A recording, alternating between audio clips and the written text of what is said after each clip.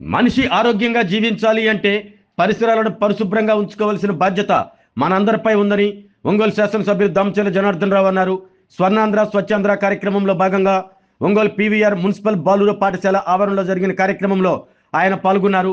ప్రజలు ఆరోగ్యంగా ఉండాలి అంటే పరిసరాలను పరిశుభ్రంగా ఉంచుకోవాలన్న నినాదంతో ప్రతి నెల 3వ శనివారం ముఖ్యమంత్రి చంద్రబాబు ఆలోచనతో స్వచ్ఛాంధ్ర కార్యక్రమం చేపట్టడం జరిగిందని ఎమ్మెల్యే దామచర్ల జనార్దన్ రావు అన్నారు. పలు కార్యక్రమాల ద్వారా ప్లాస్టిక్ నివారణ కోసం అవగాహన కార్యక్రమాలు నిర్వహిస్తున్నట్లు తెలిపారు. పరిశుభ్రత అనేది మన ఇంటి వరకే కాదని సమాజంలో కూడా ఒక బాధ్యతగా తీసుకోవాల్సిన అవసరం ఉందని జాయింట్ కలెక్టర్ కల్పన కుమారి అన్నారు.